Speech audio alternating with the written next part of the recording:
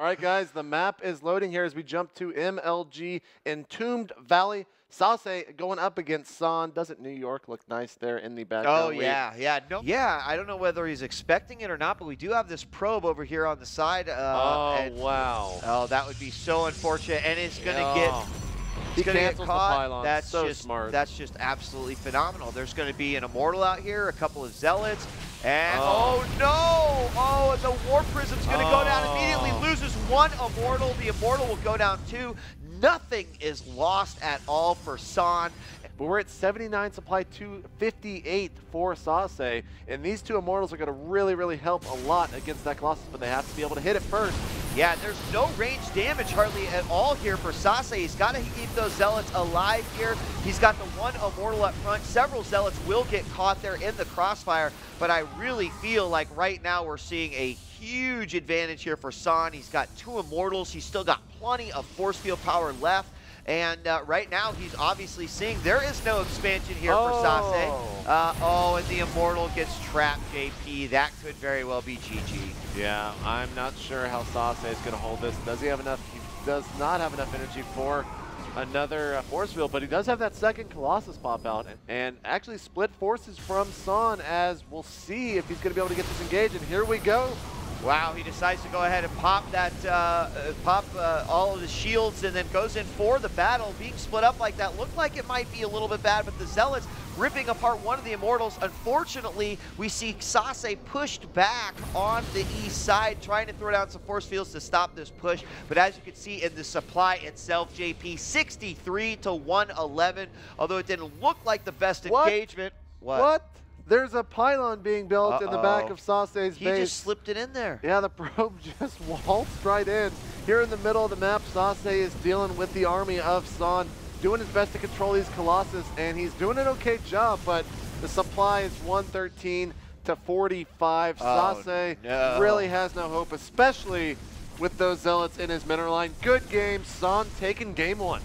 And here we go. The map is loading. You can see Sase right there warming up, spamming that APM to get all that adrenaline out of his body. But here we go, Yeah, San pretty much opened with something similar. However, there's this Stalker from the back, and here come two more. Oh, these Stalkers are going to get trapped by this other one, and he's got to be very careful right here. You could see, pathing. One of them. Pathing, the one Stalker, he didn't follow lines very well in first grade. And that cannon is about 2 seconds from finishing. The DTs slip by. They're going to be able to waltz right into the main. But at the same time the cannon finishes in the middle lines, the two DTs are trapped here, and they're going to be able to take out, but they slip out through the front there. One DT remains, and all he has is these cannons to see him going down the robotics facility. Yep, DT's on the other side. And this attack has been seen here from Sase. Cannons warp in, but the Archons are here as well. And remember, this DT is not going to be able to be seen by San as Sase, so smart throwing down that force field onto that cannon. It will fall, but it was not taking any damage from the Zealots. He's actually got these probes on hold position behind his Stalkers. So smart there. A beautiful hold from Sase, warping in more DTs as he knows there is no, actually the Observer just now comes in. So what a crazy match here. It looks like Sase is going to be able to defend against this, but now at the same time we saw some Zealots warp in from the low ground pylon. Yeah, I didn't even see those at first, and then they came from the top. I thought that maybe there was something up over on the side, but Sase is going to hold. However, it looks like the Nexus advantage has kind of fallen a little bit here. This Archon about ready to die, down to just 30 shields. And the DT's made a huge difference there, but a Forge is going to go down, and San has basically put Sase up against the wall here, despite having that expansion advantage. +1 not started for either player. Here comes the gateway. It looks like San is moving in, Artosis. And he's going in, and the Zealots are going to get in the front line right away. DT's trying to do as much damage as they possibly can. Observer needs to get over there to get rid of the DTs. There they finally come in and play. The Immortal doing its damage quite well. We've got Archons on Sase's side, but there are 3 Archons for San, and it looks like he might be able to push in here and do some damage. One more Archon falls. More Zealots and DTs being warped in, but they are nice save as he morphs that one into an Archon. Will he be able to push him back, JP? I don't know. That's a huge army here for San. The Archon pops for Sase. It is now doing a 2v1 action. Both Archons have fallen there, and now Sase in the lead here with the Archon count. One of his do fall. More units being warped in here. That gateway is finished, and this match is so back and forth. Let's take a look at the probe count. It has actually fallen here for Sase now on 25 as he's have to pull some. Good game. GG. And we're going to game 3. We're jumping here into the final game. Game 3 between Sase and San. Game 2 spectacular. We're about to find out what's going to go down in game 3. Look at this, a hidden Sase. Nexus down in the far southwest corner. Sase is playing so well right now. He's backing up, and at the same time his army's out of position. Now the Blinkstalker's blinking into the middle line, taking out some probes here. The army is nowhere to be found as it's trying to advance forward up the ramp. Sase is picking San apart, taking out that pylon, supply blocking him 67 of 66. Oh, the Observer? Is this the only Observer that he's got out on the field? It is. Oh my gosh, it's all the way over. So those DTs are going to just rip through there. And you know what? They're just sitting idle. If they go inside right now, that's exactly where they need to be. Now that he knows that the DTs are coming, are we going to see him pull out another Observer? Don't see it yet. More DTs going in here, and he may just be forced to fight with the army that he's got, but it's looking pretty nice. 2 Colossus, 3 Immortals. He knows that he's in trouble. And look at, there's absolutely no defense here at all for Sase. This could just be a straight-up base trade situation, but I don't think he knows about the second base. Wait, this is insane. The robotics facility was taken out by the DTs of Sase. At the same time, San is going in and taking out the robotics facility of Sase, and it goes down. Everything is now going crazy in this match as Sase's moved in with his entire forces. He's got the 3 DTs here going to town on those probes.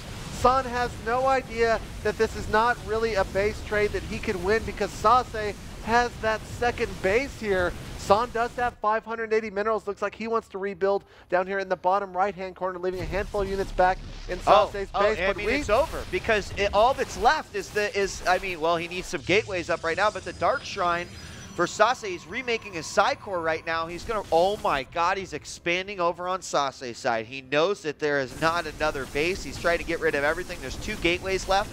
He's got to push these out, but the production is going to cease here for both players temporarily. What? But there's I mean, the DTs can win it straight up. I mean, until another Robo actually gets up, and I don't see that happening anytime soon. We do have this one Observer here for San over at his natural wheat, so it's really going to all come down to that. This is such a crazy game 3. You know, we were talking about how good game 2 was. Well, game 3 just eclipsed that as we have seen a complete base trade, players switching both sides, but all that San has is this Nexus. This is ridiculous right now. If you look at it, 52 of 26. He only has 1 probe to mine from. Yeah. He's got to drop so many pylons, but it looks like we might be seeing a fight now as both armies here are advancing towards the center of the map. And here we go, Wheat. This is really going to be tough. Those 3 Immortals going to be able to deal so much damage. He does have Blink, though, remember, but the Stalkers of Sase were so damaged there. He's got to fall back. He's got to make sure not to lose that Warp Prism here. 1 DT running around. There is the Observer of San, and the Warp Prism falls. What? What? That was such a huge loss right there. I don't know why he didn't micro it back. We do have a DT going in here. He's almost dead. However, the Observer is out. Hold on, wait. Look over here. The only 1 probe remains here, and the DT is searching so hard for it. Oh. Well, he's got 55 minerals now. He can still make another one. Where did the DT go? Hold on, the DT's going to slip. Is he going to get home position? Oh my God, they're really trying to He's trying to cut it off. He's trying to cut it off. Oh, he's going for the probe. He gets the probe. God. He can make 1 more probe right now. He's got 55 minerals, but he still is going to be supply blocked here. The Stalker count has gone down from 5 to 2, and the instant that those Stalkers are gone, yes, the Void Rays win the game. Sase playing this one with a complete, just, I mean, he is so mentally in the zone with what he needs to do to guarantee a win. I'm really impressed with the patience that both players are displaying here in this matchup.